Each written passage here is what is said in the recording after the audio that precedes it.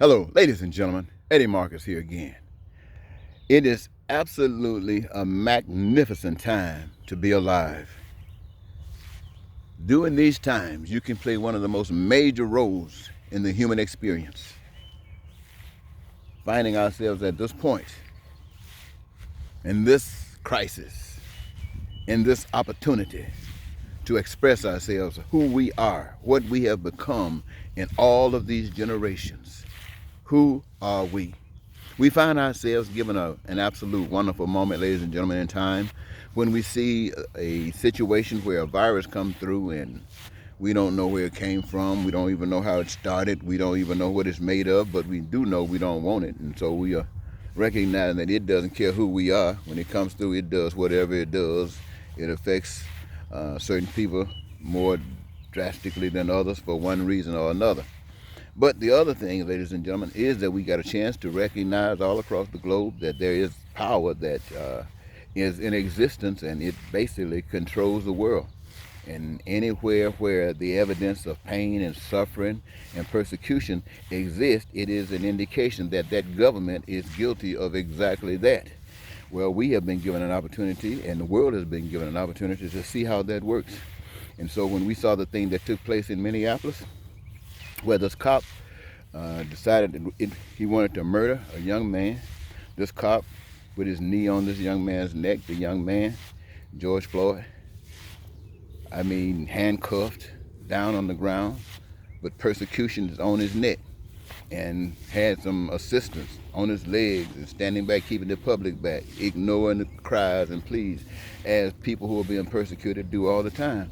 The people running from Nicaragua and other places in South America or Asia and Africa, wherever they're coming from, somebody got a knee on their neck, and they're running someplace trying to get redress, and they're really hoping that the borders are not surrounded with moats, with snakes and alligators to say that we don't want you here, go someplace else. They're looking for some love. They're looking for somebody that recognizes a different kind of power, but yet it's still that same power cause that persecution. That's the power with the knee on the neck. And the people that's running, the people that is saying, help me, help me, those are the people that represents the failure of a nation. Those are the people that indicates God is absent in that nation. And then when the person dies, that's a sign that they've given up on the human population. They've given up on the human race, because the human race denied them. But before they died, they cried out for the mother, the physical mother and the spiritual mother, God. And because we got a chance to see all of that, we got a chance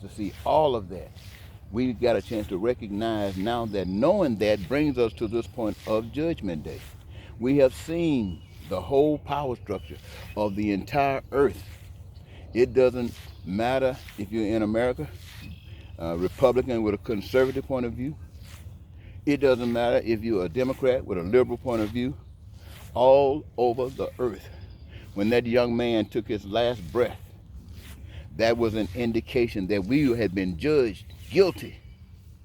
We had been judged guilty. We, the American people, were judged guilty when he took his last breath. But because he called on his mother, he called on the Spirit, he called on God, he's given us a chance. God has given us a chance to make a choice. Are we with killing those that are persecuted, as symbolized by George Floyd? Or are we about freeing everybody to receive and enjoy the blessings of God? And nothing that you have tried has worked, and anything that you are destined to try is a repeat of something that has failed already. But God has prepared one man, my friends, sisters, and brothers, for 40 years to teach him, to train him, born as a child of a child, raised by great grandparents, poor. Oh, but he's been given situations and exposures in life to teach him a whole bunch of stuff. But since he's always been admiring Jesus, whether Jesus is fake or not, he's been loving the story of Jesus.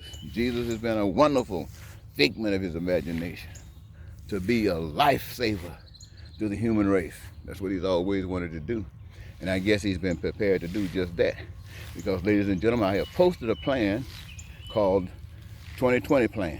And that 2020 plan is to fix the social and economic ills of not just American society, but the society of the world.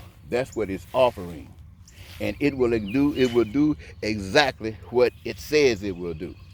But it's put before you, the American people, for you to make your choice. And I label it as righteousness and unrighteousness. Righteousness brings you peace and prosperity and freedom and the joy of life and the dreams fulfilled. It makes sure that you have food, clothing, and shelter, never without it. Education, unlimited and restricted. Health care from the womb to the tomb. Righteousness guarantees that to you. But not just to a person that's living in a society. It's going to take more than that. It's going to take more than the individual. It's going to take the society to make it real. And when the society does not express it, that indicates that society is taking a backward step, and society has to take some action to fix it or keep on riding.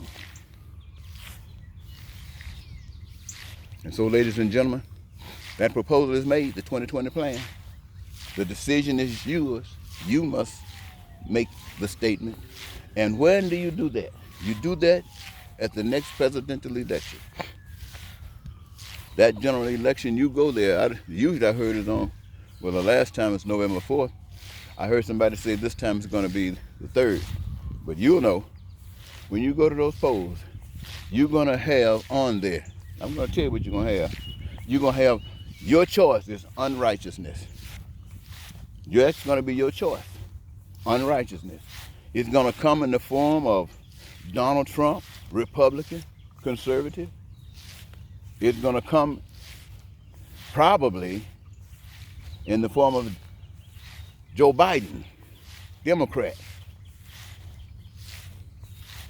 and whatever they stand for. That's going to be your choice. And those choices represent unrighteousness. Neither of these choices are new. We've always had these choices. We've always chose these choices, Republican and Democrat. The people change. But the system, the policies, Republican and Democrat, conservatives and liberal, it remains the same. But now they got you thinking, they mess with your mind so much, to think now that it's not so important about the principles and what they stand for. It's basically about showing that you're not as bad as Donald Trump. And see, that's the way unrighteousness works. And the people scared of righteousness because their whole life has been exposed to unrighteousness. Their trust and faith is in unrighteousness. Their hope is in righteousness. But they want somebody, I'm serious, lady, you want somebody to grab you, choke you, open you up, and throw the hope of righteousness down your throat. It's just not going to happen that way. It would have to be a choice. But here again, you don't have to choose righteousness. Unrighteousness is sitting right there. I'm telling you, it's ready for you. Ready to serve you right. And if you don't trust righteousness, then do what you do best. It's all good. The choice is yours. This is Judgment Day. Thank you, ladies and gentlemen. Goodbye.